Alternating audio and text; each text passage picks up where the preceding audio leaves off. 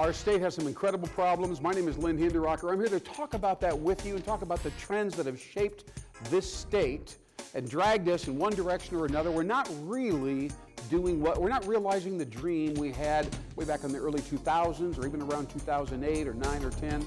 My name is Lynn Hinderrocker. Welcome to WowBiz, Nebraska. We're going to get it on right now. Are you future ready? That's the phrase. And by the way, if you don't really know the answer to that question, hang around for the next 28 minutes right here in WowBiz, Nebraska. I'm Lynn Hinderrocker. I got Bruce Arendt back with me. Good to be back. Yeah, we're thrilled to have you here. We're going to dive into a lot of cool stuff. Okay. And I'm going to introduce you right now to David Craig over here with Lease Genie. Hello, David.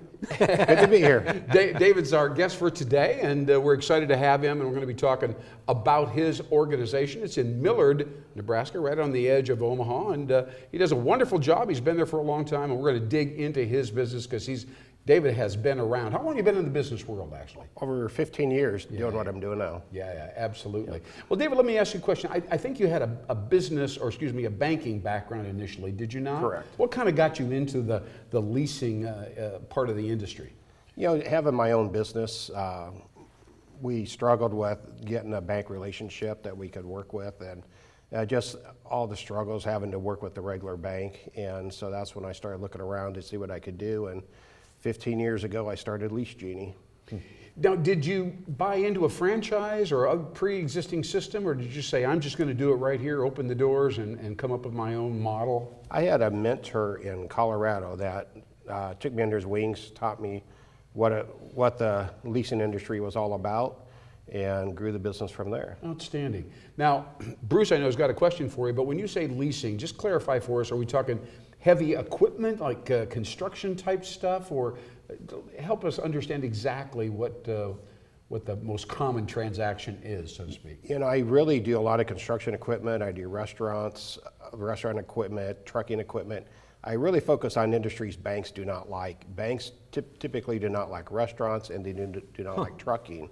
And so I really focus on those two niches to help grow Lease Genie and all the other growth that has come along just through working with those businesses. Yeah. When I first heard about your business, I thought it was a beautiful, brilliant business model, for one thing, because you're really offering another option for people. But what is the state of mind of people that come to you? Are they sort of just dejected, or are they looking for hope where there's no hope to be found in other places, or what's the state of mind of the typical customer? It's a little bit of both. I mean, I work with A, B, and C credit. So the A customers, they can go to the bank, get financing, but my credit window is a lot wider than the bank. Okay. So typically with a bank, you have to have A credit, 720 plus credit or better. Right. And my credit window is a little bit wider than that, depending on A, B, or C. Okay.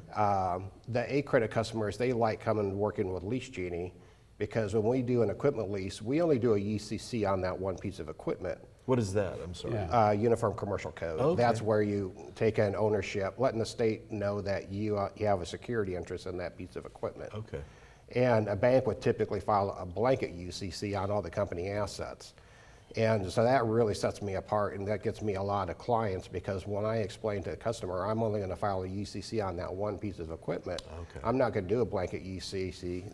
All of a sudden they're like, oh, yeah. I didn't realize that. And then the B and C credit customers, those are the ones that will not qualify under a bank credit program, whereas my credit window, like I mentioned, is a lot wider.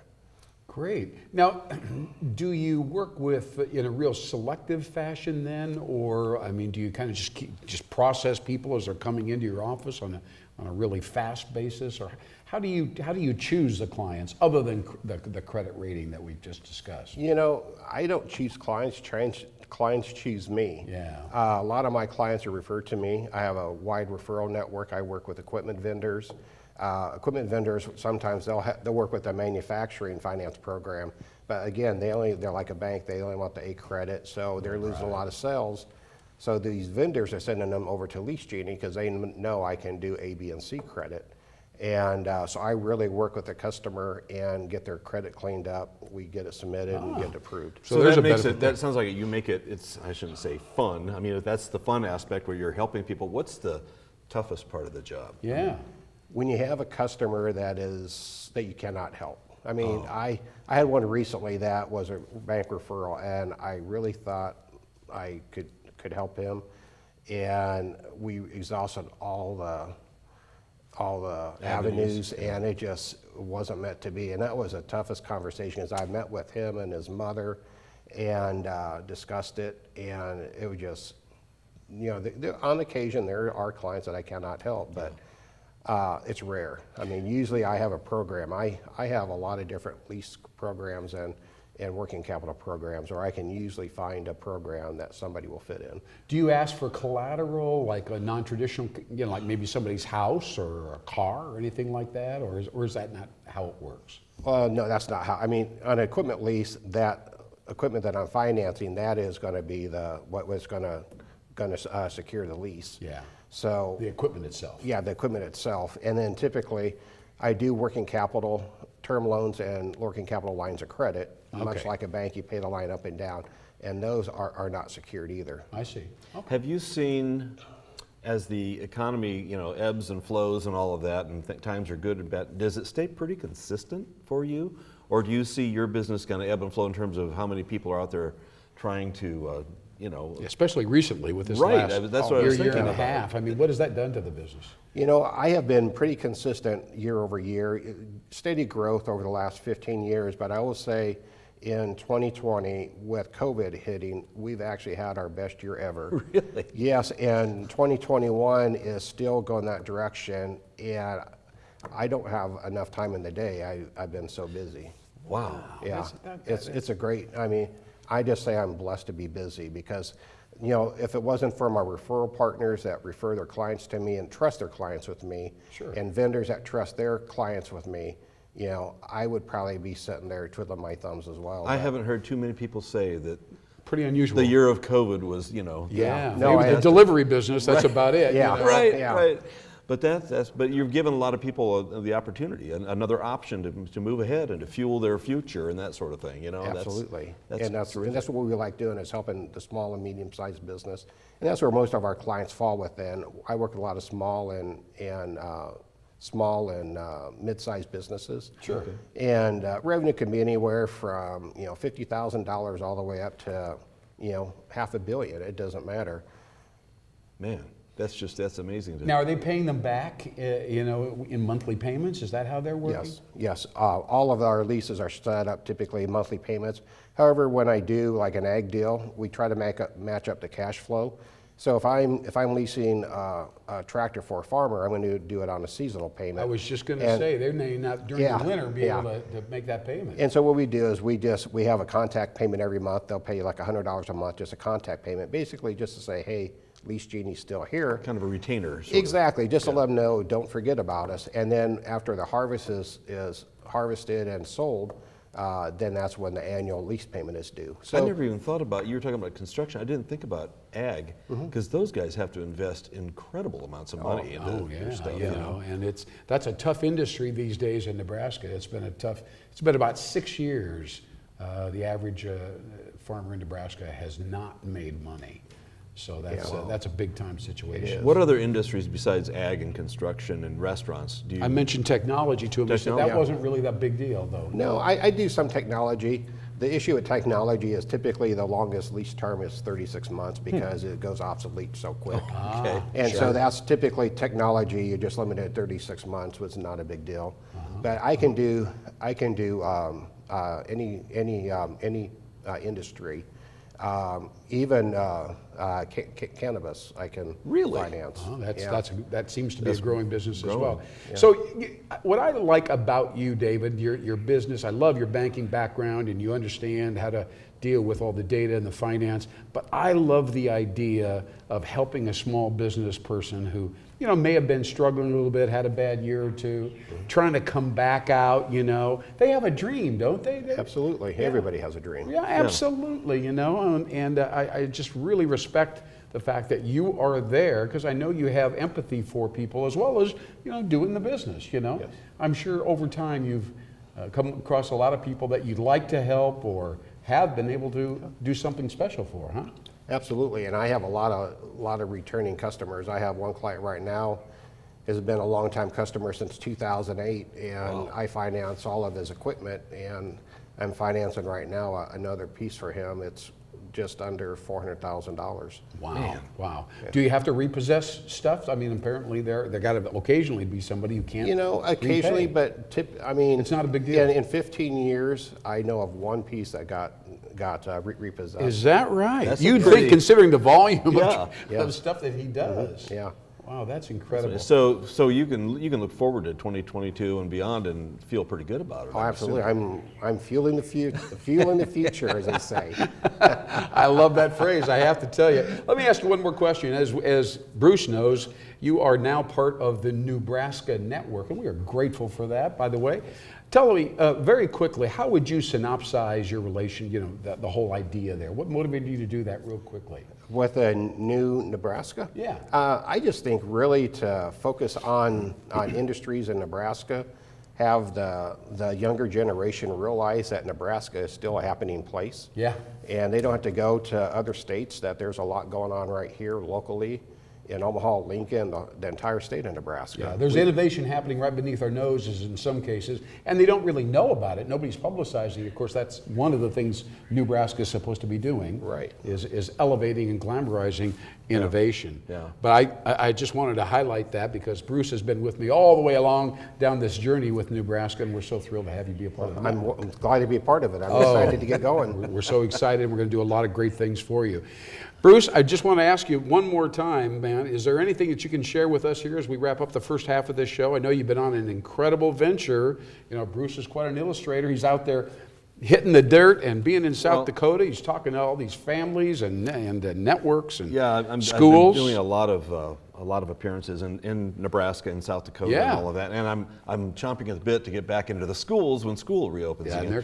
But I'm so very thankful that the world is opening up now a little bit from You provide post-COVID. one of the best examples of somebody who benefits directly from that. Oh. We are so thrilled to ensure that, to see that you're doing well out there. And I'm still illustrating. I'm working on big projects for books, but it's just great to get face to face with people again. Absolutely. So, yes. You built the franchise. And why don't you just name the titles of the two books? just Well, so our viewers- the books that I've done over 20 books for other people, but my books that I've illustrated and written, Simpson's Sheep Won't Go to Sleep. There you are.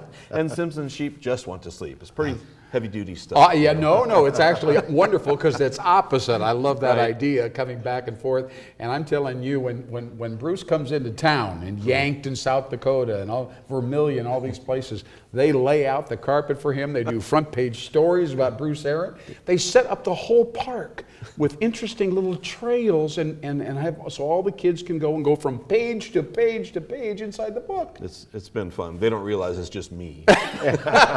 You're larger than life in their particular world, let me tell you. All right. Well, we're visiting here with David Craig with Lee Cheney. Thank you so much for being here, David. Bruce, great to see you back. I'm Lynn Hinderrocker with WowBiz Nebraska. We'll talk to you next time. Hang out, and we'll be with you on the back end of the show. We'll talk to you soon.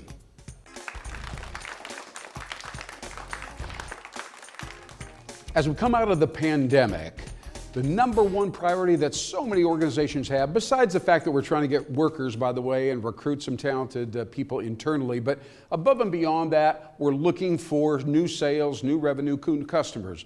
As you might know, 37% of all small businesses have gone away this last year. It's a tragic statistic.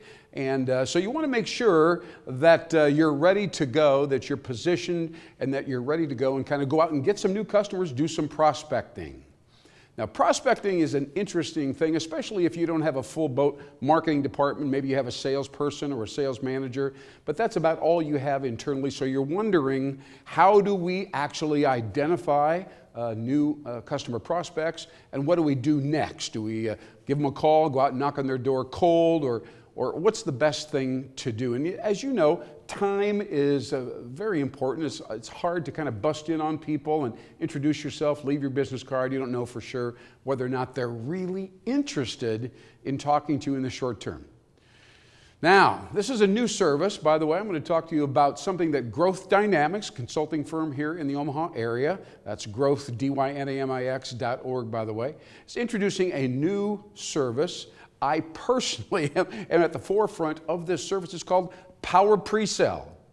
Power pre-sale is the catalyst and kind of the first step towards power prospecting. And if you don't have people coming into your sales funnel, if you're not prospecting with steady consistency and kind of a sense of urgency, it's going to be rough coming out of the pandemic, because most companies right now are kind of at a standstill.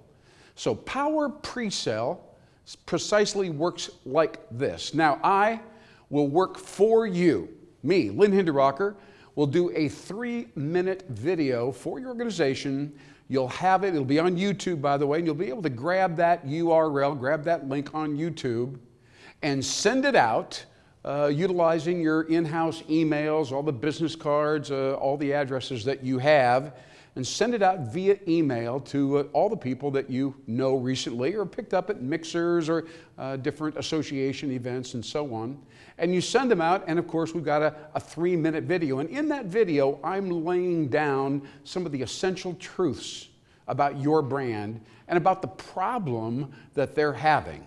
So we kind of clarify and lengthen, if you will, the issues and the problems that your prospects are having, and obviously speak in a very flattering tone, talk to them about how your brand, your company, your producers, your repair people, whatever they are, they can handle the problem for them. Now, none of your competitors are doing anything like this. All right? None of them have anybody who can tell their story, articulate it with excitement, with energy, and utilize metaphors and symbols, different things to kind of cut through the skepticism and the cynicism that is so common in today's email receiver, shall we say. Now, once they open up the email, they watch the video, you're perfectly free. Then you give them a phone call or maybe even stop by, either one, but they know who you are and they think highly of you. That's the point of power pre-sale. We are staging a constructive and time-efficient dialogue. They like you, they know in advance why you're there, and they trust you because you understand their problem. And that's the single most important thing, as well as, by the way, having kind of a third-party endorsement, somebody that says these guys can get it done, they understand what you're going through, they can be there soon. In fact, they're coming soon. They'll give you a call soon, right after you've watched this 3-minute video. I'm Lynn Hinderrocker. This is part of the Growth Dynamics cluster, shall we say, of related services. We help businesses of all size get in front of the prospect, impress them, leverage your brand benefits, lift you up above the fray of the competitive group or cluster that you're dealing with, and get that business in a much shorter period of time than anybody else in your category. I'm Lynn Hinderrocker. Give me a call at 402-208-5519. Again, 402-208-5519, or simply go to growthdynamics.org and check out Power Prospecting, Power Pre-Sale with Lynn Hinderrocker. It'd be my pleasure and privilege to represent you on the web and in the marketplace. Thanks so much.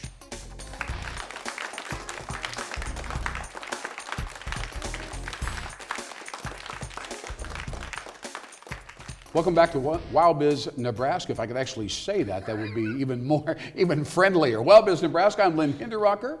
I'm here with Bruce Arendt, and we're at the back end of our show, but this is where the good stuff really is, although I really enjoyed chatting with David. I thought that was great. It was a very good with Lease Genie. Boy, he does a great job out there. And I love how he energizes and fuels small business dreams, you know?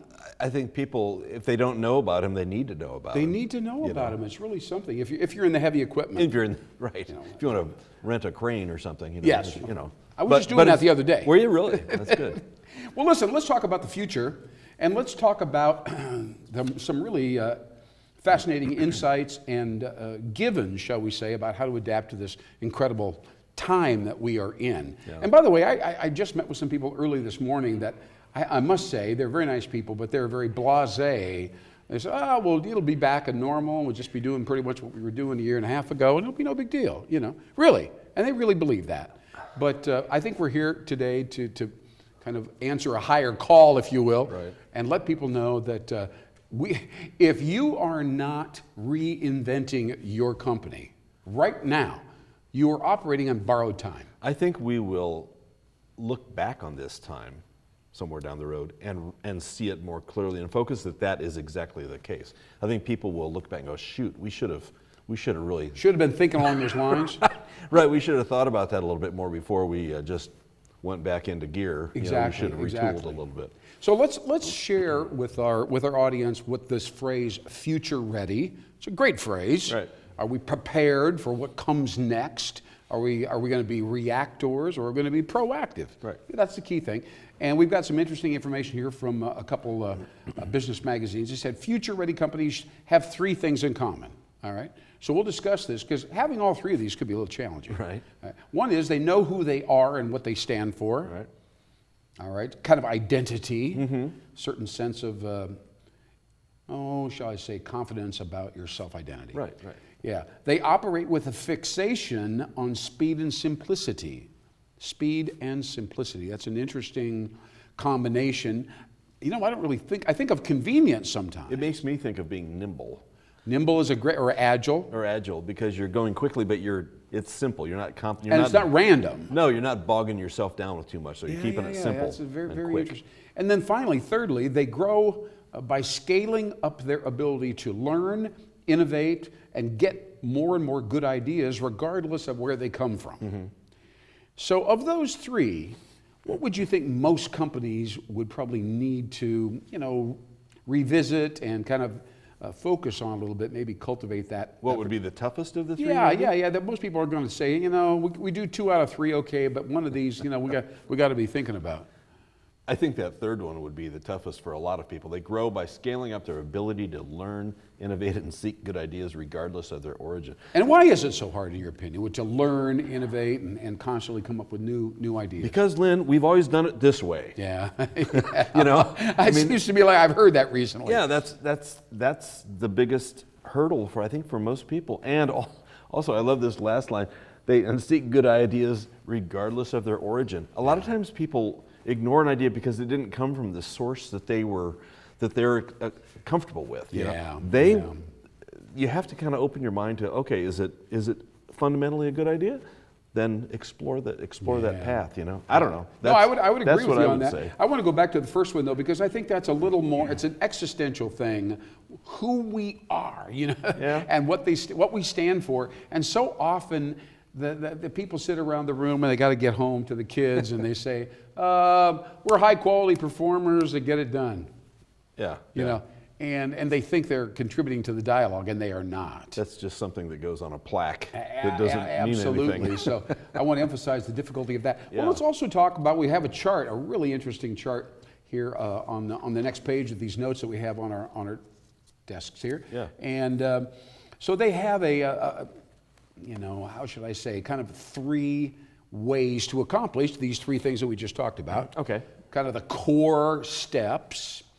And so I'll say them briefly and get your thoughts about it. Number 1 is take a stance on purpose. I really like this. I read somewhere that somebody said, if you're a leader, you have to have a teachable point of view. Okay? Something that you say, look, this is how it is around here. This is what we believe in, and this is what comes out of that. Isn't that interesting? That's a great line. Teachable point of view. A teachable point of view. And that's kind of like take a stance on purpose. Yeah. Very similar thing. Then the next one is sharpen your value agenda. Just like that little knife in your pocket there. We're going to sharpen our value agenda. And tell me what you think that means. Well, people have to, there's perceived value and there's actual value. And I think you need to make it clear in both regards. You want to make sure that people see that there's a perceived value in your product or service, but you also really want to provide a real value legitimately. Yeah, and maybe increase the value. That's what the word agenda means. You have to keep coming up with things. Right. An example would be taking an intangible like knowledge, and bundling it with a tangible thing, which is your product. Yeah. Okay. All right. That'd be kind of an interesting way to create greater value. And then the third one is exciting to talk about. It's called use culture as your secret sauce. And again, I think that's really clever, but I don't know. There's a lot of businesses that would have difficulty making their culture secret sauce. It's tough because it's the secret sauce that's going to attract new employees and get your current employees excited about what you're doing. And people talk about it just like the secret sauce on a McDonald's hamburger or whatever, right? I mean, people have to say, is it in there? For sure, I got to make sure. And it's very interesting. These days, by the way, secret sauce is something a little more esoteric than it used to be. I think now, to be honest with you, I'm going to stick my neck out. Okay. Secret sauce, I think, in a culture is people, employees who are becoming better at who they really are. Yeah. Like self-growth, self-actualization. You're going to always have conflict and tension in a work team and so on, but the ability to transcend that or learn something from that kind of tension with some other employee who's a jerk or at that particular, and that is what really, really could be the secret sauce. If you're a manager who can cultivate that. Yeah, if people feel like they're really there for a real purpose. They're there to become a better human being. As well as, get the job done and so on. Yeah, it's not just punching a time clock. No, and there are so many people. I got to say, Dan Pink wrote the book called Drive. Oh, yeah. Fascinating book. And he talks about this, about finding a career that you actually will get out of bed enthusiastically and frankly don't care whether you get paid or not because you love the work, you love what you're becoming while you're there, you love the manager, and you do it for free, frankly. You wouldn't want to, but you would if you had to, because that's you found your groove. It sounds idealistic, but it's a realistic goal, at least. Yes, it's a realistic goal. I know people who actually aren't in that mode. Right, that would be me. But anyway, all right. Well, Bruce Aaron, you're an outstanding commentator. Thank you so much, my good friend. I think we're making some progress here, and I certainly hope that the viewers of WowBiz Nebraska realize that this is a show you can tune into 3 times a week here on Cox. Obviously, it's on YouTube under KPAO, Community TV, WowBiz, as in caps, WowBiz Nebraska. And utilize us as a catalyst. Put us in front of your sales team or your small business organization and say, hey, let's watch these guys and learn some, see if we can extract some wisdom here and not have to pay the guys any money. Create some secret sauce. Right. Because believe me, I have had a few people, I've shared this with you before, that have approached me on the street and said, we never miss the show. Really? Yeah, absolutely. Happened the other day in the grocery store. Happened the other day when I was at a pizza place up on Saddle Creek here in the Omaha. And a guy came over and said, watch the show all the time. Oh, that's great. Love it. I said, why? He says, well, I'm a sales guy really for an organization. He said, you grow me. Really? Yeah, he said, That's you grow me. I feel a little smarter every time I talk to listen to you guys. Your buddy's a nice guy. And he says, I enjoy the show because I feel like nobody's teaching me anything. Right. I've been selling for 30 years. Right. So, I like to be exposed to some new ideas. That's quite the compliment. That's a tremendous compliment. Yeah. And that means that we are awareness communicators. All right. I'm Lynn Hinderrocker with WowBiz Nebraska and Bruce Aaron. Thank you so very much. We'll see you next time. Don't miss us. Bring the whole group. We'll talk to you next time. Bye-bye.